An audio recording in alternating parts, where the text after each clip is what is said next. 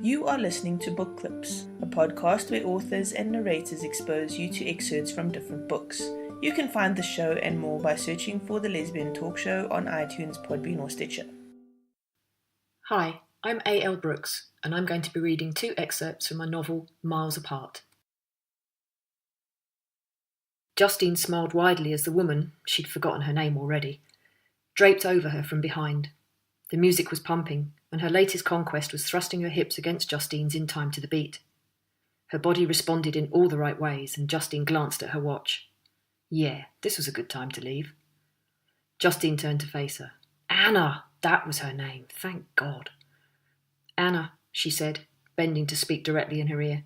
Shall we get out of here? Anna beamed and nodded, her dark hair bouncing. Justine smiled and grabbed her hand. Anna lived only a 10-minute drive away. Justine didn't let on that her place was closer. Tonight she was happier going elsewhere for whatever was about to follow. Anna fumbled with her door keys when Justine snaked up behind her on the step and nuzzled her neck. Oh, Anna murmured, when Justine's hand slipped under Anna's thick coat and squeezed her ass. Justine laughed and let go. Go on, get that door unlocked. Anna did as she was told, and Justine followed her into the apartment. She barely gave it a glance. She wasn't here for a tour of Anna's home, just her bedroom. Justine grabbed Anna and pulled her roughly to her, kissing her fiercely. Her last assignation was a couple of weeks ago, and she was hungry for the release she knew was on its way. Anna moaned and held on tight as Justine plundered her mouth. Their hands scrabbled at each other's coats and scarves and pulled them away, dropping them on the floor at their feet. As Justine moved her mouth to the softness of Anna's neck, she let her hands roam. She pulled Anna's t-shirt out from her pants, and there it was, warm, soft skin, just what she wanted. Oh, Anna whispered, I love your hands on me. Justine smiled against her neck and continued her explorations, running her hands up Anna's ribs to the underside of her bra. Anna pushed against her, her own hands digging into Justine's back. I knew you would feel like this, she said, offering yet more of her neck to Justine's lips. That connection we had on the dance floor was just too special to ignore. Justine hesitated ever so slightly. What was she talking about? Anna pulled back as Justine's lips stopped moving. You felt it too, didn't you? Yeah, sure, Justine said, nudging Anna with her hips. Bedroom? This way. Anna grinned. Grabbing Justine's hand, she tugged her down the hallway and into a large bedroom.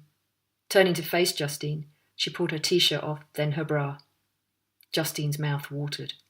Beautiful, she murmured, taking her time to admire the full breasts, their nipples hardening as she gazed at them. All for you, baby, Anna murmured.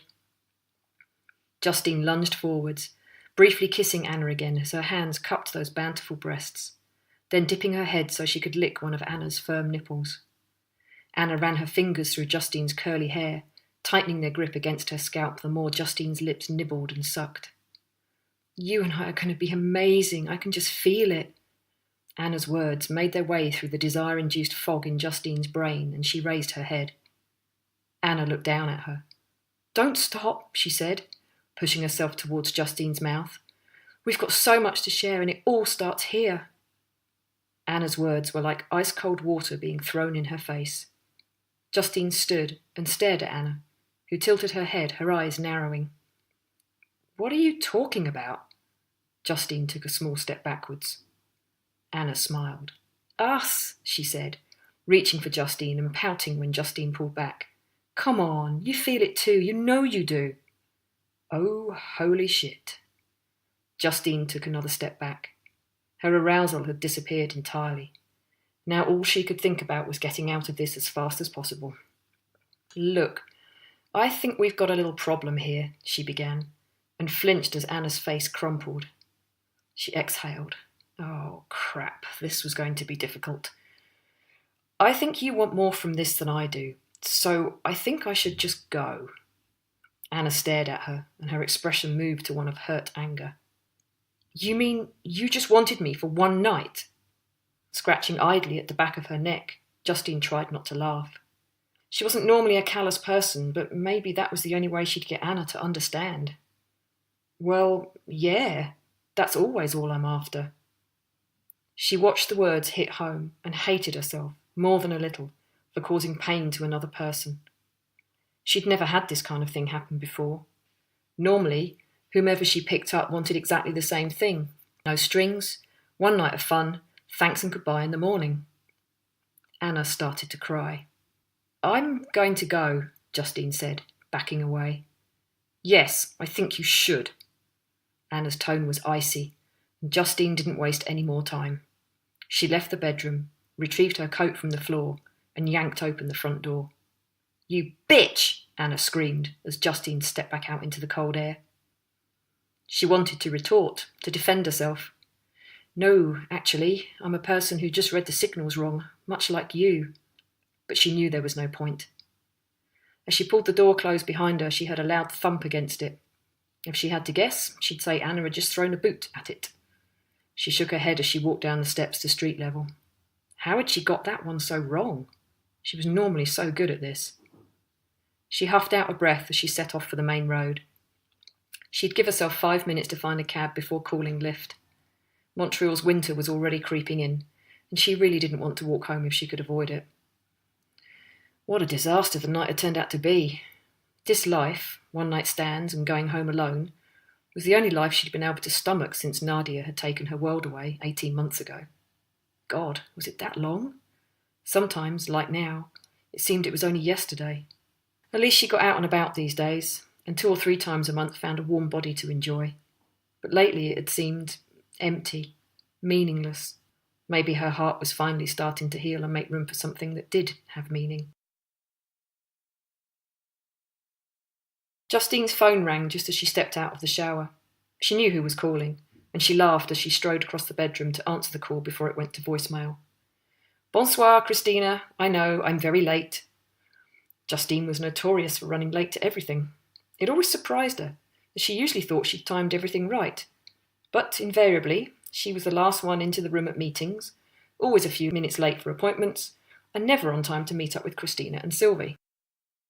Christina snorted with laughter. "Of course you are, but how close are you?"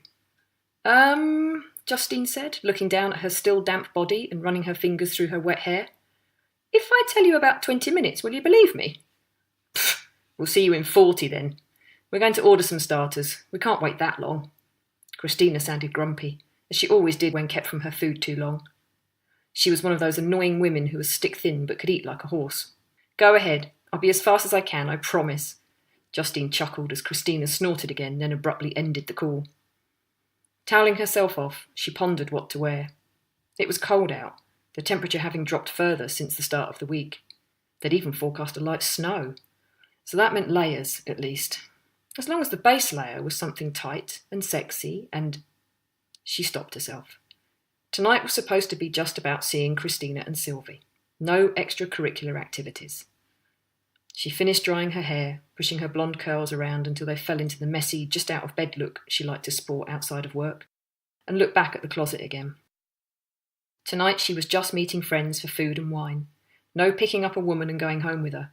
She needed a break from that, needed to regroup, especially after what had happened on Monday. She shuddered. She smiled to herself. Christina would be delighted to hear that Justine might be on her road to reform. Christina was her closest friend and had watched Justine's descent into a series of lacklustre one-night stands with open disdain. She would be very happy to hear that Justine felt the need to put a stop to that, even if only temporarily. So tonight called for jeans and a t-shirt, nothing fancy. Having decided, she dressed, adding a warm sweater, a little jewellery, and pulling on her favourite soft brown leather boots. Grabbing her scarf and jacket along with her wallet, she headed out of the apartment and strode down the street. This was an episode of Book Clips. Check out the show notes for more on this book. And it would be great if you would rate the show and subscribe to the Lesbian Talk Show podcast channel for more woman-centered content. If you are an author of lesbian fiction, then send us your reading. You can find out how on the lesbiantalkshow.com/reading.